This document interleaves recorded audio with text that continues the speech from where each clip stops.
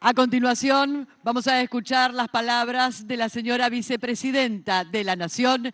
Habla Cristina Fernández de Kirchner.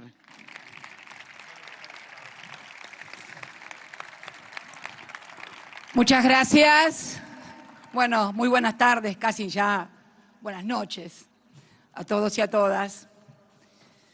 La verdad que esta creo que es la tercera vez que hablo desde el 10 de diciembre. El 10 de diciembre hablamos en la plaza del año pasado, el otro día en la ESMA, cortito, y ahora. Lo escuchaba a Axel y también a Máximo y a Sergio hablar de la pandemia. Y la verdad que mi generación y casi durante todo el siglo XX pensamos que el cataclismo y el mundo patas para arriba iba a venir a partir de una guerra, ¿no? O sea, cuántas veces escuchamos el tema de apretar aquel famoso botón, el teléfono rojo, etcétera, etcétera. Y la verdad que hasta Einstein creo que fue el que dijo que la Tercera Guerra Mundial iba a ser con flechas, o la cuarta iba a ser con flechas y piedras. Bueno, nadie, absolutamente nadie, nunca imaginó esto. El mundo patas para arriba, todas las economías patas para arriba.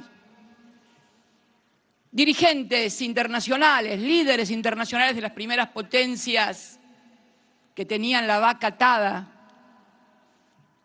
y la reelección asegurada, chau, chau.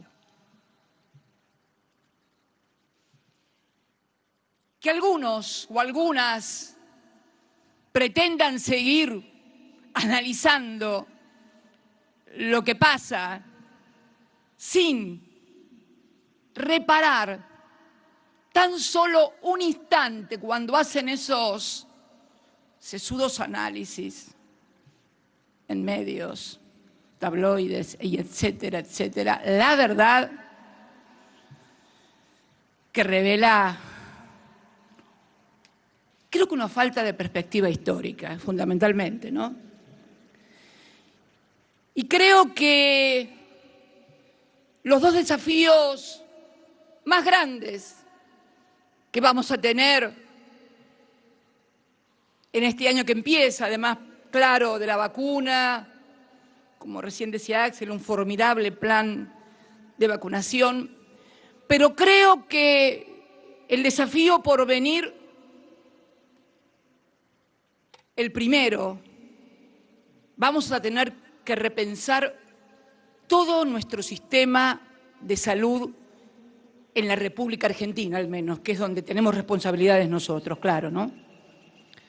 Porque aquella pandemia que hablan de la gripe española tardó 100 años ahora en venir esto, pero dicen los que saben y las características del mundo nos hacen pensar que tal vez aquella frecuencia sistémica de siglo, de enfermedad de siglo y otra un siglo, esto no se va a volver a repetir. Y dicen los que saben, que tal vez vengan otras pandemias. Por lo tanto, creo que, y rescatando lo que se hizo contrarreloj, como siempre digo, desde marzo, no estamos hablando de un tiempo que tuvimos 2, 3, 4 años para armar algo. No, marzo, después de la pandemia macrista, el coronavirus.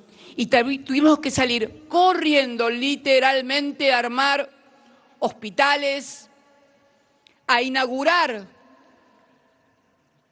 los que habían sido suspendidos, aún faltando un 5, un 7% cuando finalizamos nuestro gobierno, allá por el 9 de diciembre del 2015.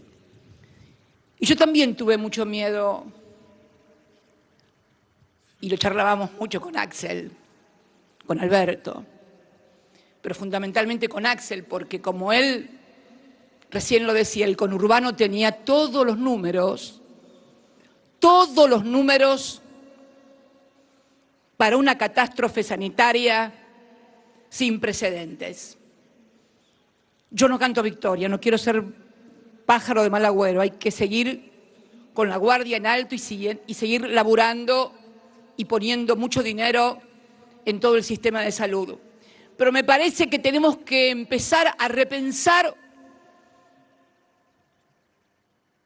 un nuevo concepto de salud en la República Argentina. Miren, nuestro país debe ser, de toda Latinoamérica, el que más recursos humanos, tecnológicos, el que más inversiones tiene en materia de salud. Lo que pasa es que la tenemos dividida en tres sistemas, el público, el privado, el de las obras sociales. Bueno, vamos a tener que empezar a repensar un sistema nacional integrado de salud en el que podamos articular todo esto para hacer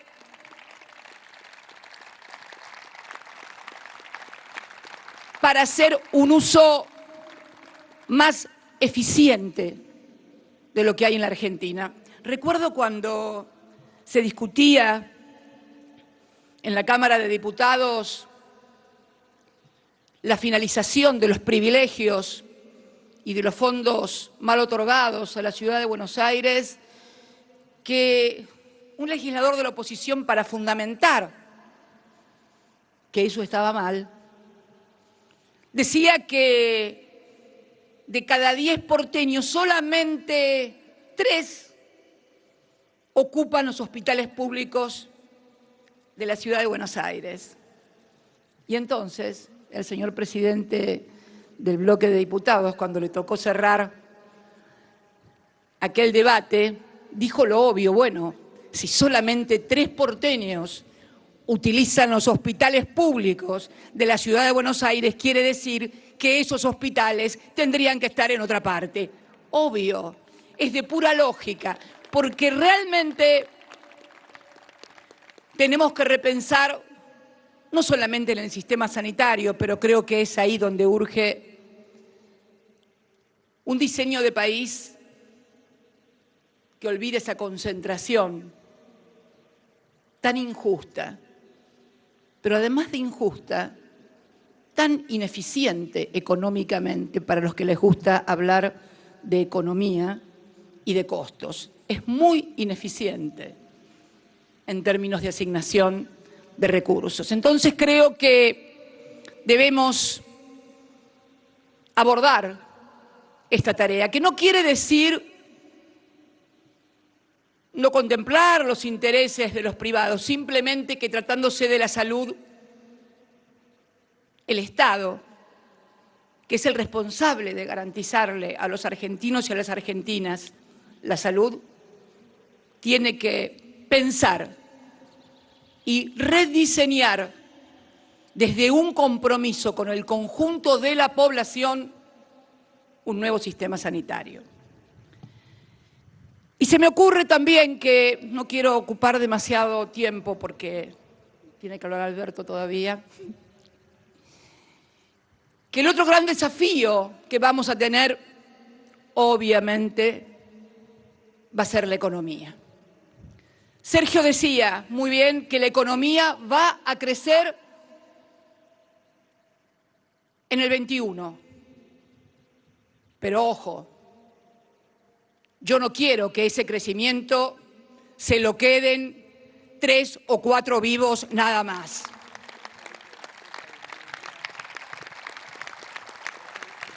Y para esto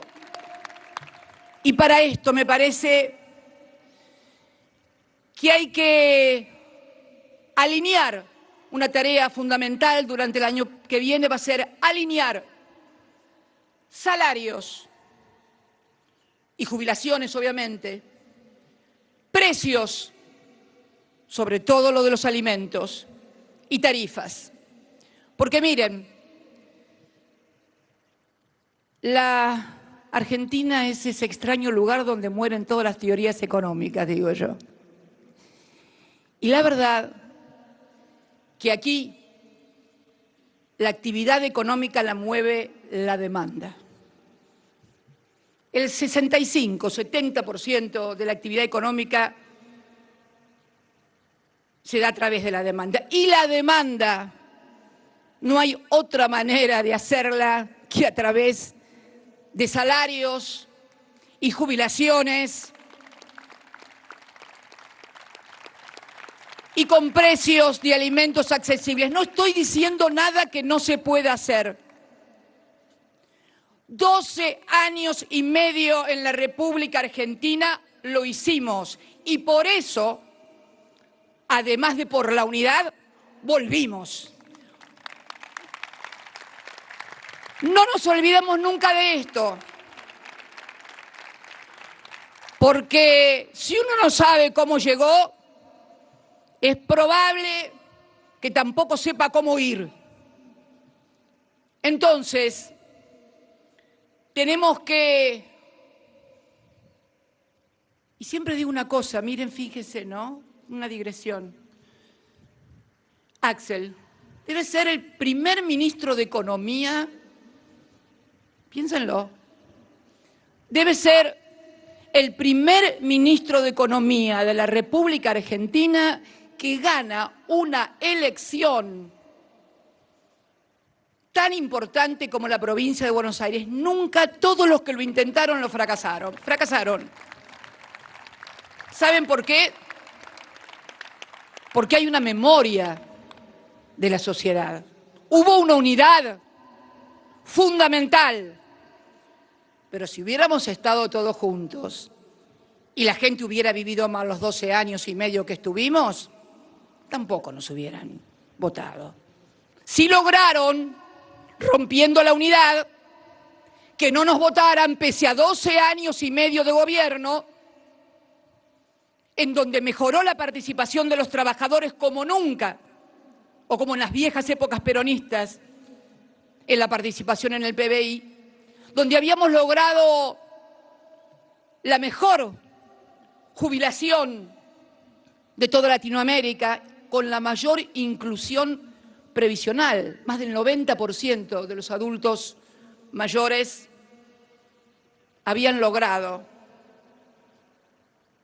lograron percibir una pensión o una jubilación. También fue por las moratorias, que fueron duramente criticadas, pero que permitieron tener una ANSES superavitaria. Yo no me voy a detener en lo que entregaron, en lo que pasó, porque ya todos lo sabemos. Pero creo que es necesario que pongamos mucho esfuerzo el año que viene para que los precios de los alimentos, los salarios, las tarifas vuelvan a alinearse en un círculo virtuoso que permita aumentar la demanda y la actividad económica. Esto es vital. Yo sé que cuesta, hay muchos intereses y es difícil. Todavía Axel y Augusto Costa, ¿dónde está Augusto Costa que no lo veo? Ahí está Augusto Costa. Todavía Axel y Augusto tienen causas penales por los ROE. ¿Se acuerdan los ROE? Para los que no lo saben, alguno me mira con ¿qué está diciendo Cristina? Los ROE eran los cupos de exportación, porque claro, los argentinos podían comer carne, no solamente porque tenían trabajo y salario, sino porque además cuidábamos la mesa de los argentinos,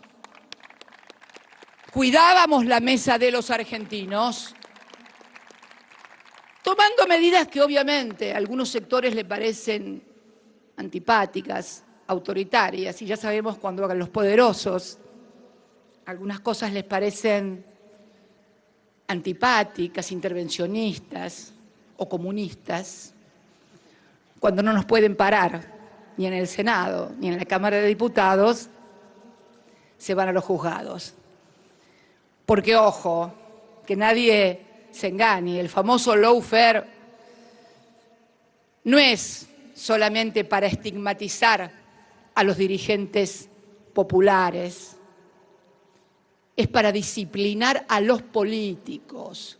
para que nadie se anime a hacer lo que tiene que hacer y tengan miedo de firmar, de proponer, de decidir o de autorizar. Pero bueno,